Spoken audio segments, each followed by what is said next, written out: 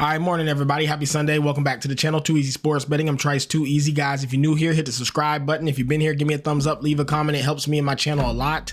And lastly, if you would like to join my sports betting community in Discord, it'll be in the pinned comment and in the description of the video. $10 a month. Come join. Come be a part of something great. Share your plays. Talk about these sports and have some fun with us. Okay, so continuing the $50,000 bankroll challenge. Day 2 just got done yesterday. We'll review yesterday. We'll go over the player props that I like today that I've got max value on from my Discord early. You guys can still probably get these lines for a similar price on FanDuel. Then we'll go over the slate. We'll review that. Then I'm going to get you out of here with an absolute bag. We're going to crack their ass again. So yesterday, we go 17 wins, 17 losses, and I still get a 4.29% ROI. Guys, this is just the power of what I'm doing right now in the method. And that's the power of, yes, I'm risking. Am I risking my whole bankroll? Yes, but I'm actually reducing my risk by spreading it out amongst 20, 30, 40 plays. I had 36 bets yesterday. So I started off losing it was like loss. But I dealt with the variance in one day because I had 30 bets out there. So now I started win. And I was taking bad beat after bad beat after bad beat. I was taking hook after hook after hook. And I still managed to go with a 4.29 ROI because we have so many buy-ins that it has to come back as some kind of profitable. When you're doing 36 bets and they all have an edge and they're all pretty good value, some got to hit. It just is what it is. We are just abusing the fact that we can do such a volume. And when you're putting the right percent of your bankroll on bets that have a good chance to hit versus the ones that don't, so basing it on your edge, it is mathematically almost impossible to just go bust. You're pretty much gonna get a return, and we're starting to see that. So 2 days in, we had a 10% ROI and a 4.29% ROI. Remember, all we need is to get at least a 2% ROI a day to reach this goal by the end of 9 months. So 17 wins, 17 losses. We break even and go up 4%. That's fucking insane. Also, my CLV yesterday was not great at 52.9. That has to be better. Just absolutely not good enough. Hold on. I have to lock in Michael Porter Jr.'s points real quick. Give me just a sec. Sorry. I just don't want to miss a single play that has value. And right now, this Michael Porter Jr. line his points line is not, the price is not right on FanDuel. So just give me a sec real quick. I'm going to lock this in and then I'm going to get right back to it. I need to put about 3% on this Michael Porter Jr. I'm on his over 16 and a half. FanDuel has a minus 106. God damn. Yeah, that's a lock. All right, cool. Sorry, guys. So anyways, yeah, so far, so good. Yesterday, 10% ROI.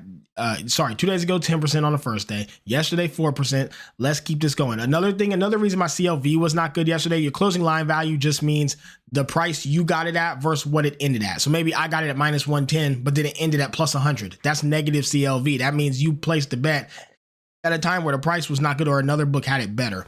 52%, I still did better than half, but that's not good. I need to be 60, 70% to really kill the books. If I have a 70, 75%, I'll usually have a 10% ROI. They kind of correlate. Your CLV kind of correlates with your ROI a lot of times, not always. But I was doing a lot of NCAA bets yesterday. As you all know, I'm not great at NCAA. I don't know much about it, and I'm still learning how the lines move when it comes to sides, like spreads and straights and things like that. Money lines, I'm still learning. Player props, I have it down to a science. The spreads are still tricky to me. Anyways, let's get right into the props today. I'll show you guys what I mean with this max value shit. First one, Chet Holmgren, the center for the Thunder. I got him over 7.5 boards at minus 113. That was the price I got at, okay? If you look right now, FanDuel already moved down to 114. DraftKings had it at 125, is now minus 130. Caesars had it at minus 129, is now minus 135. What you see is FanDuel is by far the best price, and it's an outlier. This is a missed price asset, which is what we talked about.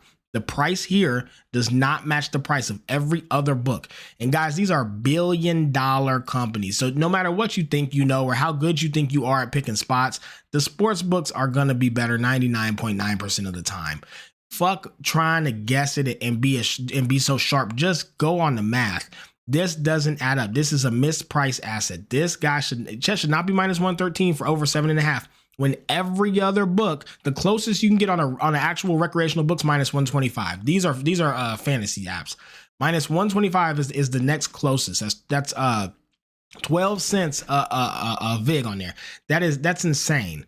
So you gotta be able to recognize these spots and see, okay, this is mispriced. So I got Chet at -113. That's huge CLV. It's a great bet. It's just so much value. Head to head, guys, versus the Nuggets. Why am I drawing a blank? He's got this the last 3 times he saw them. Twice this season he went 14-10. So that's really, really good. And I mean, yeah, he can get, he's capable. It's a 50-50 play. But head to head, he does great. And I think that he has no problem getting 8 boards today. Next play, Vince Williams Jr. For the Grizzlies, under 18.5 PRA. So once again, if you look at this, I'm trying to go in details today, guys, so you guys can really get this stuff. FanDuel has it -108. DraftKings is -115. That's the next closest book you'll see to it, okay? Then you have Caesars at 117, and then you have MGM at -118. This is mispriced. Again, FanDuel is by far the closest line is a 7 cent difference per dollar. That is a huge discrepancy. And if you look at his under, his last 10, he's hit it 90% of the time. Head to head, he's hit it on the season, he's hit it at 92% of the time. Yeah, last time he saw them, he did get 24. I understand that, but that's still not enough to make me not like this play. And looking at it, it's just mispriced. FanDuel caught slipping, and I sniped their ass. Next, Damian Lillard, over 5.5 assists. So I got it at, did I get it at -122? Let me see what I got at. I want to make sure. Yeah, I got it at -122. FanDuel has dropped it down to 125. So it's already starting to move down. DraftKings had it at -135. It's now -140. Caesars had it at -137. It's now -140. What you see is all the books are starting to drop the line, but FanDuel, again, the closest you can get is a 13-cent difference on the dollar. It's insane. That is an insane amount of value. So we sniped this quickly. As you can see, head to head, the last 2 times he's seen them this season, 9 assists and 7 assists. On the season, he has a 70% hit rate. So why are you getting this for such a fair price of -122? Doesn't make any sense. You snipe it, you get max value. We cooked the ass. And the last one, guys, that I have early, and again, every one of these is posted in Discord the second I pick them. The second I see them and I lock them in, boom, I share it, and I say what percent of your bankroll to put on it.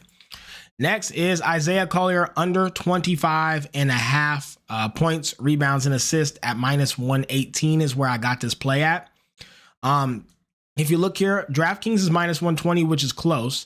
Caesars is -125, Sleeper -133, Bet365 -135. Big discrepancy on the season. 78% hit rate to the under. Head to head, he's only seen him once. He got 9. And then you see last 20 games, kind of a coin flip. To me, the line, it's just way too high. Isaiah Collier is really good. Don't get it twisted. Like, he's solid. Motherfucker wants to be a running back so bad. He should be in the NFL. But the line, again, it's just value. The math just maths. It makes sense. This is not priced properly. We get a good edge on here. And so we go ahead and we lock it in, and we're just playing off the math, and we're playing 20, 30, 40 plays like this a day. And when you're doing this, you're getting mispriced assets over and over again. You're getting it all in. You're going to get it back, and you're most likely going to get a return on your investment. I've been doing this for 3 months now. It's been working consistently, so we're going to keep it going. That's the 4 props I like, guys. Let's review the slate. Sorry, I went into kind of depth today to really show you guys what I mean and what I've been doing. There's more to it, but this is the most simple form. So yeah, let's get into the slate, talk about each game. All right, first game of the day, guys. We got the Nuggets and the Thunder. Both teams are completely healthy. I know Joker's listed as day-to-day, and so is their forward, but they're both going to play. This is a big game. Joker went nuts yesterday. I'm sure both teams are fully healthy in play. It really just comes down to, does Jamal Murray pop off today and does Joker pop off? Jamal Murray is listed to do really, really well today. And then so is the other guy. Michael Porter Jr. is listed to do well today. A lot of books think he does well. So a lot of the big time books, these billion-dollar companies who price lines and have mathematicians and fucking people from Harvard all over and Yale, all the people who employ these guys to put their fucking lines in place, have all these dudes doing really well today. Because of that, I can't back the Thunder. I will stay away from it. Too many books think that too many of these players for the Thunder do good, for the Nuggets do good today. I know it's easy to say Thunder -7.5 and just lock it, but a lot of these places think them Nuggets players are on fire today. Because of that, I'm staying away. Suns and the Mavs, I'm staying away because I just can't cap the Suns. They can lose any game or win any game. They're really bad though. And the Mavs, I mean, they suck too, but they got some players starting to come back. I'll stay away from it. Grizzlies and the Pelicans, Grizzlies should murder them. I'll be on the Grizzlies minus 9.5. If you wanted to drop it to like -7 or 8.5 and lay a little juice, that's fine too. I think the Grizzlies just kill them. I don't think the Pelicans can hang with them. I think the Grizzlies are just as big, but faster and stronger. The Pelicans, yeah, they're playing better. Yeah, Zion looks good, but I don't think they're fucking with them Grizzlies. And the Grizzlies are spread covering machines. I'll be on the Grizzlies easily. Jazz and the 76ers, 100% I'll be on the Jazz. The 76ers are so bad. They're so bad. And they got Tyrese Maxey out and Paul George out. I know the Jazz players are beat up, but Walker Kessler should be back. Collier's back. A lot of their players are coming back, and they've been hooping and beating teams while completely injured. They've been beating teams without a starting five. There is no planet where I think that the Jazz can't beat the 76ers. I'll be on the Jazz plus 5.5. Bucks and the Cavs. This is another one where both teams are fully healthy. Both teams have been playing excellent. I know the Cavs are probably the best team in the league, but these Bucks are complete and utter competitors, especially when healthy. And I don't think the Cavs can beat them by 10 fully healthy. I think the Cavs beat them. I think maybe 7 or 8, but 10 is it's just a lot, man. The Bucks are playing really good. They're healthy. Everybody is. They're playing good ball. I mean, I know the Cavs are. Obviously, they always do, but like 10 versus the Bucks, that's no light number. I think the Bucks are getting a little disrespected because of the early start to the season. They started off terrible. Now they're 36-26. They've been busting teams' ass. They're playing really good ball, like similar to the Pistons. They're just playing so good. I don't think you can fade them right now, especially not for 9.5. Give me the Bucks. Spurs, Timberwolves, I'll stay away from it. The Timberwolves been all over the fucking place. They're a really inconsistent team, and they're really not that good. They're just not. I watch them, and I'm never impressed. And Ja's been kind of shit all year. Obviously, I love Desmond, but man, they just ain't. They're just not impressive to me.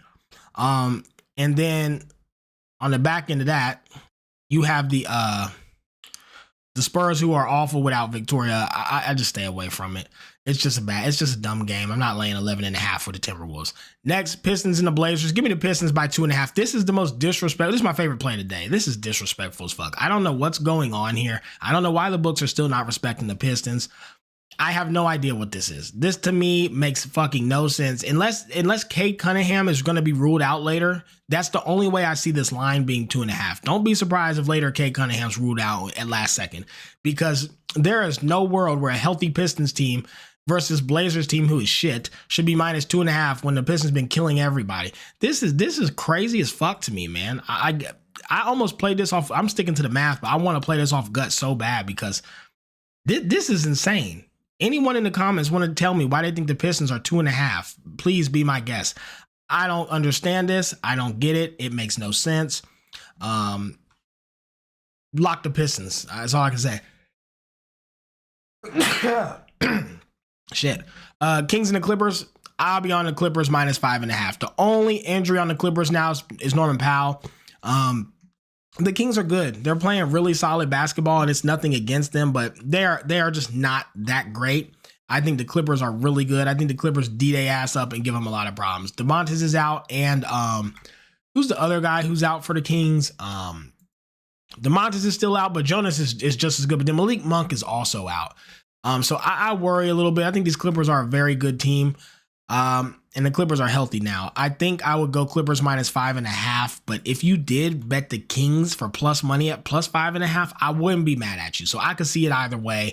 Go with your gut here. Bet it as you please. It's better off probably just fade this. I don't know who wins. I want to lean Clippers, but the Kings been so good. They're pretty healthy, and DeMontis being missing is not affecting them. The backup's just as good. This is tough on the cap. I'll probably stay away from it, honestly. I guess I'd lean the Clippers, but it could go either way. Final plays, guys. Chet Holmgren over 7.5 boards. Grizzlies minus 9.5. Vince Williams Jr. under 18.5 PRA. Jazz plus 5.5. Isaiah Collier under 25.5 PRA. Bucks plus 9.5. Damian Lillard over 5.5 assists. The Pistons minus 2.5. Best play of the day. And then I guess the Clippers, but you could realistically fade it or take the Kings. I'd probably fade it, honestly, guys. That's all. Let's get out of here. Let's get a bag and let's crack these folks.